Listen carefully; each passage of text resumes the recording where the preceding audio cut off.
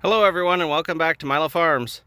Well, today we're going to be replacing the heater blower motor on this 2009 Smart Fortwo model 451. And this is a bit of a contortionist job to be able to reach up in there, and doing a lot of it by feeling rather than by actually seeing it. I suppose if somebody was quite small they might be able to do both, but it's very difficult to get yourself in there and then be able to actually see and feel at the same time. You can use kind of a camera, like a smartphone camera or something, to see up there a lot easier than you actually can. So first thing we're going to do is, on the blower motor, locate this plug right here and unplug it and flop that wire out of the way. So let's take a look under there.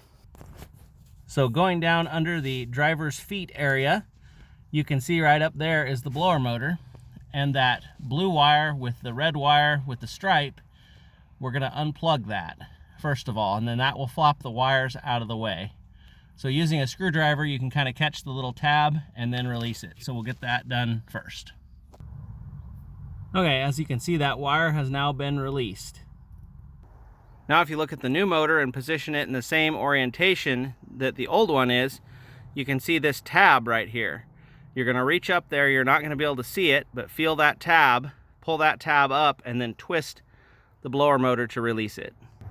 So there's the old blower motor and there's the new one. The old one in this case is not labeled as a Smart product, so I suspect it is an aftermarket of some nature. But either way, we're replacing it with an aftermarket. I've had good success with this one. So we'll go ahead and put it back up in there, and then you're going to twist it back to the clockwise about 1/8 of a turn to 1/4 of a turn, and it will snap back in. So there is the motor back into place. The easiest way that I found to approach this is if you lay on your right shoulder on the driver's floor with your feet sticking out the door, and then once you've gotten in all the way to the inside with your head against the cup holder, then you'll start rolling your right arm towards the front of the car so you're laying on your back, and then you can reach it and you can see it at the same time.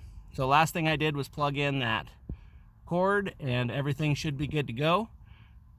Hopefully everybody enjoyed the video, and check out the parts in the description. And remember, you can't finish a project without getting started.